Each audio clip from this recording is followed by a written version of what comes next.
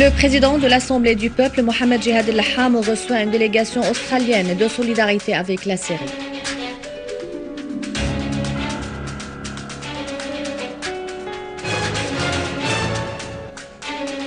Le ministre de la Santé affirme que le ministère poursuit sa mission de service public malgré les défis terroristes.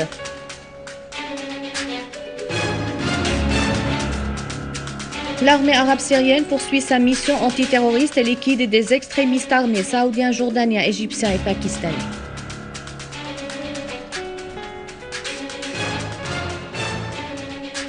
Madame Kinda Chamot, ministre des Affaires sociales, le gouvernement œuvre à apporter le secours à tous les concernés dans toutes les régions.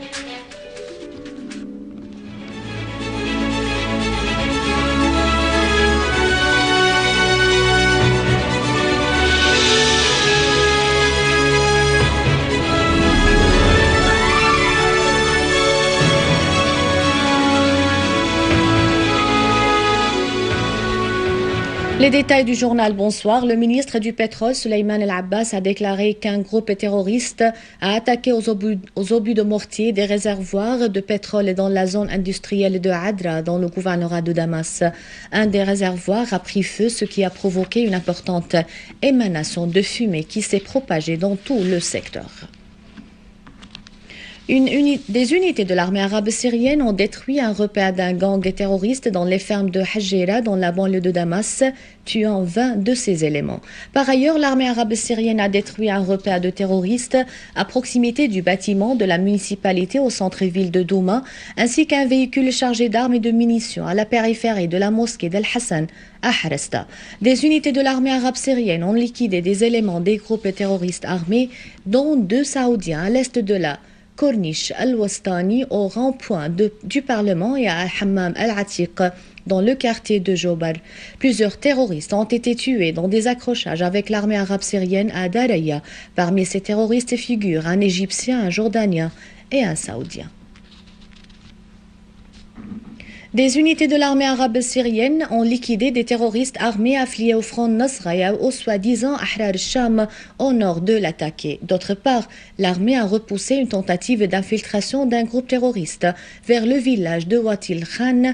Plusieurs ont été tués ou blessés. Parmi les terroristes tués, certains sont de nationalité saoudienne et pakistanaise. Et dans le gouvernorat de Homs, une unité de l'armée a liquidé 10 terroristes près de l'hôpital d'El Qunaitrat dans la ville de Restan et détruit les armes et les munitions qui étaient en leur possession. Dans les villages de Al-Ghassibiya, Khalidiya, Khalish Kissine et Abed Hajjo, à Telbissa et à Dar el-Kabira, plusieurs groupes terroristes ont été éliminés par l'armée, selon une source militaire.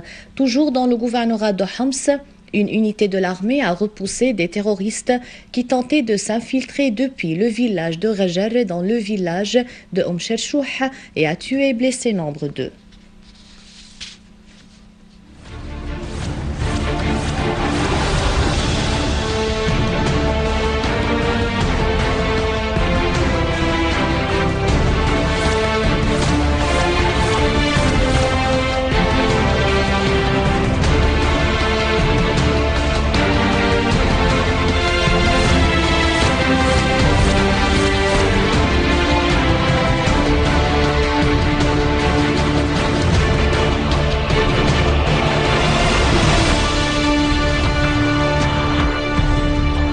Le président de l'Assemblée du peuple, Mohamed Jihad al-Laham, affirme à une délégation australienne la nécessité de l'existence d'une véritable volonté internationale pour combattre le terrorisme passager, surtout que la Syrie affronte un terrorisme takfiriste de caractère varié à travers le meurtre, l'économie, la politique et les médias.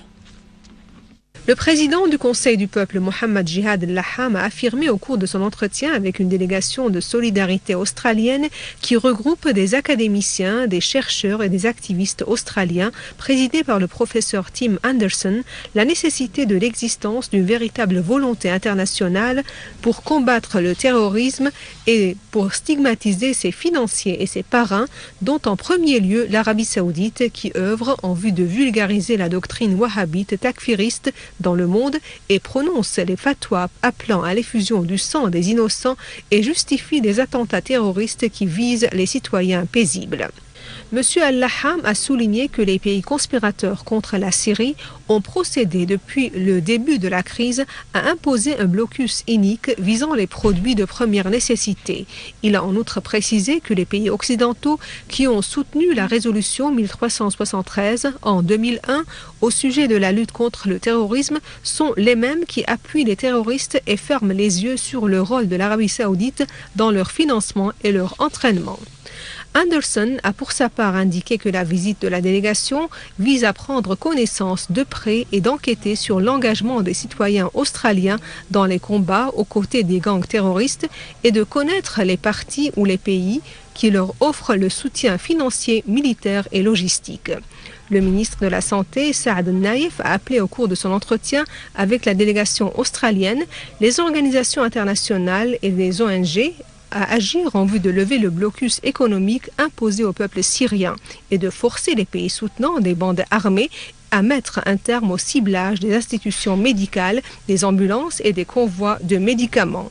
Le ministre du Waqf, Mohamed Abdel-Sattar Al-Sayed, a affirmé à la délégation australienne que la Syrie subit des actes de tuerie et de sabotage indignes de la civilisation humaine par une doctrine takfiriste, terroriste, wahhabite. Le mufti de la République, Ahmad Badreddin Hassoun, a également eu un entretien avec la délégation australienne au cours duquel il a souligné que la Syrie est le berceau de l'humanité et la terre des religions célestes et les chrétiens et musulmans coexistent sur sa terre depuis des milliers d'années. Les membres de la délégation ont exprimé leur appui à la Syrie et leur disposition à défendre ce pays contre la guerre lancée à son égard, saluant la cohabitation religieuse en Syrie. La ministre des Affaires sociales, Kinda Shammat, a affirmé que les aides de secours octroyées par la campagne européenne Fidélité représentent un appui humanitaire important au peuple syrien. Lors de son entretien avec les organisateurs de la campagne européenne Fidélité, Shammat a indiqué que le gouvernement syrien est soucieux de faire parvenir les aides humanitaires aux citoyens sinistrés en collaboration avec le Croissant Rouge arabe syrien et les associations civiles spécialisées. Pour sa part, le chef de la campagne, Amin Abou Rached, a assuré que celle-ci œuvre en vue d'envoyer des convois successifs pour alléger les souffrances des familles syriennes et palestiniennes. À la fin du journal, un rappel des titres. Le président de l'Assemblée du peuple, Mohamed Jihad Al-Laham, reçoit une délégation australienne de solidarité avec la Syrie.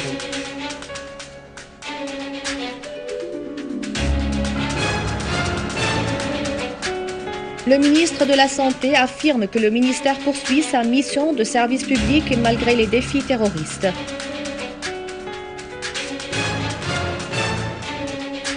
L'armée arabe syrienne poursuit sa mission antiterroriste et liquide des extrémistes armés saoudiens, jordaniens, égyptiens et pakistanais.